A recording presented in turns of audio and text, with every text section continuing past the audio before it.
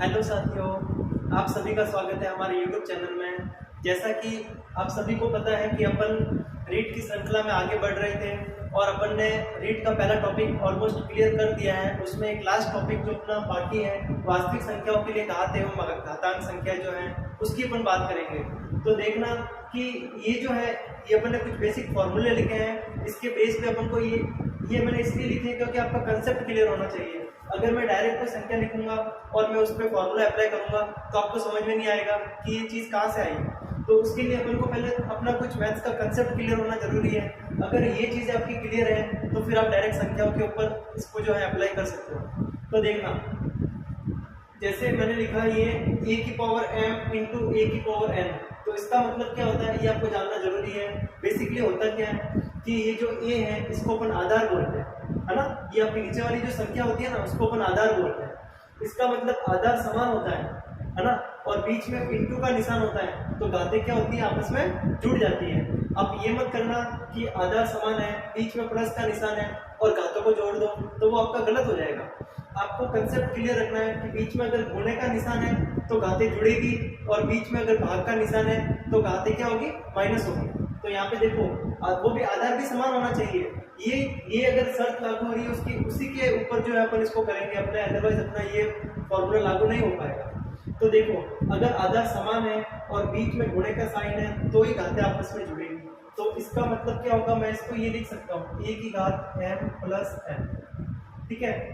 अगर अपन किसी संख्या को लेके एग्जांपल की बात करें, मैंने लिखा कि 4 की पावर 2 इंटू 4 की पावर 3, इसको मैं ये लिख सकता हूँ क्या, 4 की पावर 2 प्लस 3 यानी 4 की पावर 5। समझ में आया। अगर प्रश्न में आपको ऐसा मिलता है कि इसको हल करो, मतलब इतना सिंपल तो नहीं मिलेगा, बड़ी लाइन में मिलेगा, लेकिन ये इस टाइप के बीच में आपको संख्या देखने को मिल सकती है। तो आपको पता होना चाहिए कि इसका मतलब क्या है, आधार समान है बीच में गुणे का निशान है तो घातें जुड़ेगी, तो मैंने इन घातों को जोड़ दी। फिर देखो ये लिखा मैंने, आधार समान है और बीच में भाग का निशान है, भाग में संख्या है तो घातें क्या होगी, माइनस होगी। इसका मतलब इसको मैं ये लिख सकता हूँ a की पावर m माइनस n, ठीक है। अगर कोई संख्या है उसको आप डायरेक्टली इसके ऊपर उसको फॉर्मूले को अप्लाई कर दो, आपका क्वेश्चन सॉल्व हो जाएगा। अगर मैं किसी एग्जांपल की बात करूं, मैंने लिखा 3 की पावर 2 बट्टे 3 की पावर 1। अगर मैं इसको हल करूंगा ना, 3 की पावर 2 माइनस 1, तो ये 3 की पावर 1 आ जाएगा। 3 की पावर 1 का मतलब कितना होता है, 3 तो होता है। तो ऐसे अपन किसी भी सवाल को जो है वो फॉर्मूला अप्लाई कर सकते हैं। अब यहाँ पे देखो घात के ऊपर घात होती है अगर, ठीक है, सीधा सा कंसेप्ट है, अगर घात के ऊपर घात लगी हुई है तो घातों का गुणा हो जाएगा। a की पावर m इंटू n, इसको मैं ये लिख सकता हूँ। अगर मैं किसी संख्या की बात करूँ, मैंने लिखा 5 की घात 2 और उसकी घात 2, तो मैं इसको ऐसे डायरेक्ट लिख सकता हूँ 5 की घात 4। घात के ऊपर घात है तो घातों का गुणा हो जाएगा, है ना। यहाँ पे तो क्या हो रहा है, देखो 2 लिखा हुआ है इसलिए ये चीज़ चलो ठीक है। अगर मैं इसको 3 करता हूँ, ठीक है, तो आपको कंफ्यूज होकर यहाँ पे ये नहीं करना है 2 इंटू 2 इंटू 2 3 बार नहीं लिखना है। अगर आप इसको छोड़ोगे, इसको देखोगे तो 2 की घात 3 मतलब 2 को 3 बार लिखोगे, वो नहीं करना है। 2 की घात 3 इसका मतलब घात के ऊपर घात है तो घातों का आपस में डायरेक्ट गुणा करवाना है। तो 5 की पावर 5 आएगा, कितना आ जाएगा, 6 आ जाएगा ना। प्लस भी नहीं करना, अपन को इंटू करवाना है, ठीक है।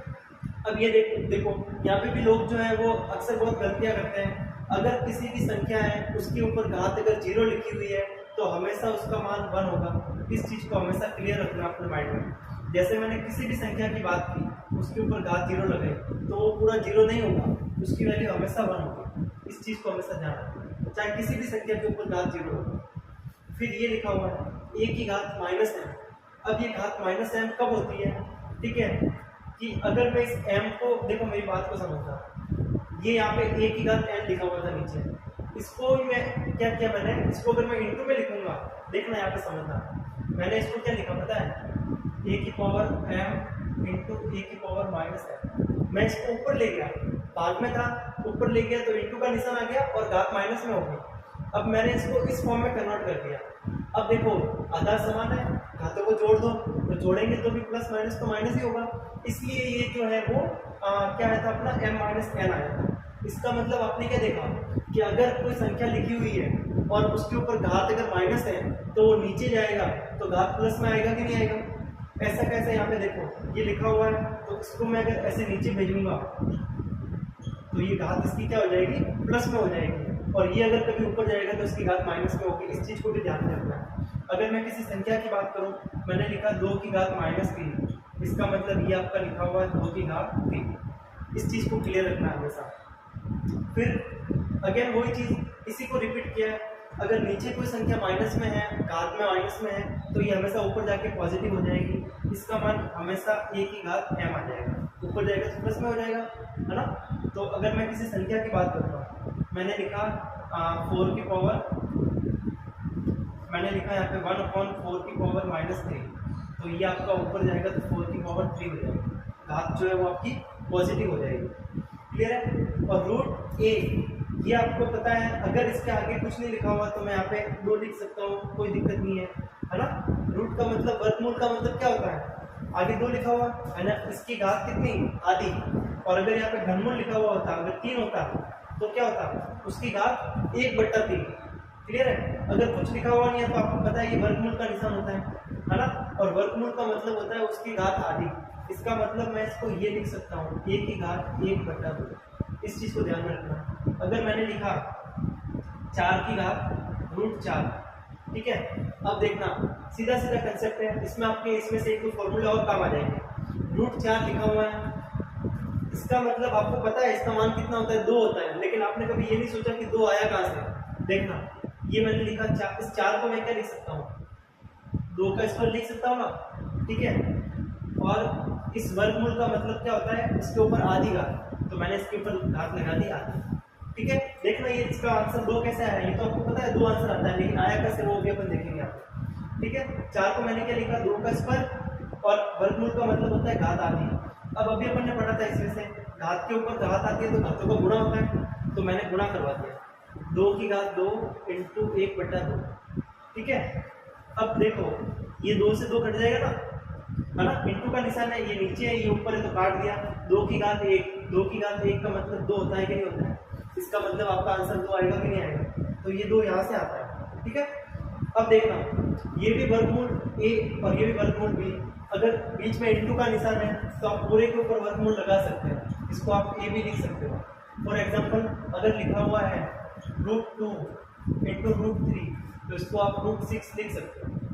क्लियर है, ये चीज आपको ध्यान में रखनी है।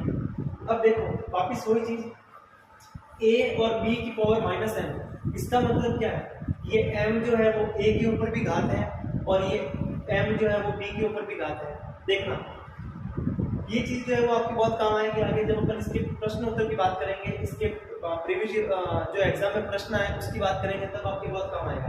देखना a की पावर -m और ये मैंने लिखा b की पावर -m, मैंने इसको खोल दिया थोड़ा सा, a की पावर -m लिखा और b की पावर भी -m लिख दिया। अब देखना, अभी अपन ने यहाँ पे पढ़ा था कि अगर नीचे माइनस में है तो वो ऊपर जाएगा तो प्लस में होगा कि नहीं होगा। क्लियर है। और यहाँ पे अपन ने ये और चीज देखी थी कि ये अगर ऊपर माइनस में है तो वो नीचे जाता है तो प्लस में होता है। तो देखो मैंने क्या किया, इस वाले पद को भेज दिया ऊपर और इस वाले पद को ला दिया नीचे, तो दोनों प्लस में होंगे कि नहीं होंगे।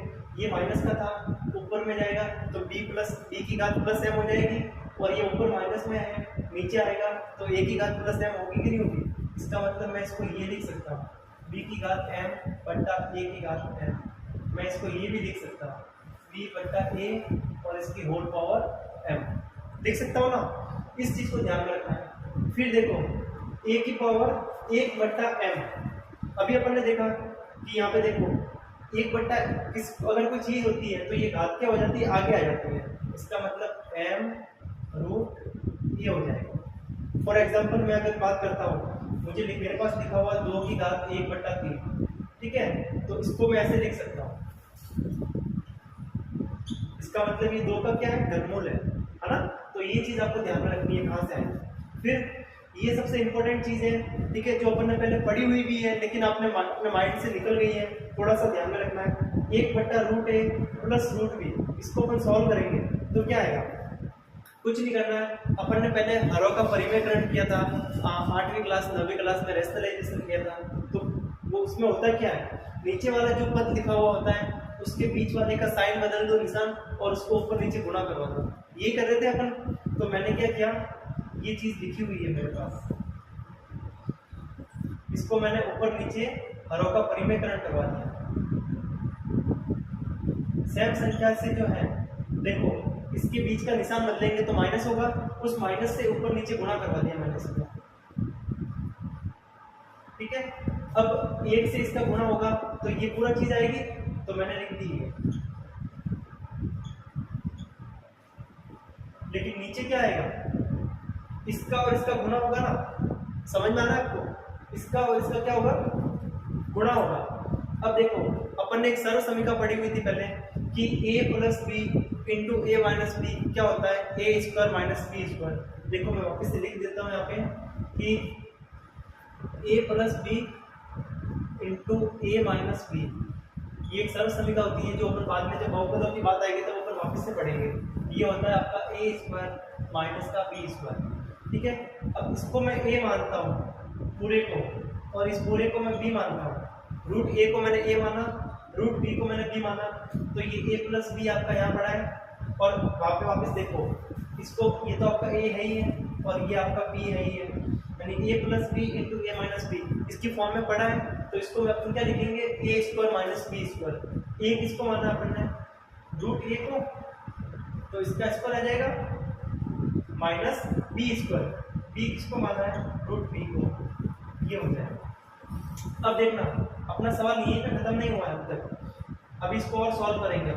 ऊपर आपका लिखा हुआ है रूट ए माइनस रूट बी, नीचे क्या आएगा, देखो अब अपने पहले एक चीज पढ़ी हुई है कि वर्गमूल से स्क्वायर कट जाता है। अब कैसे कट जाता है वो भी अपन ने यहाँ से अपन प्रूव कर देंगे कि देखो ये लिखा हुआ है ए की घात, ये वर्गमूल है तो इसको मैं ऐसे लिख सकता हूँ ना, है ना, और इसके ऊपर घात ये है ही है, ठीक है। घात के ऊपर घात होती है, घातों का गुणा होता है।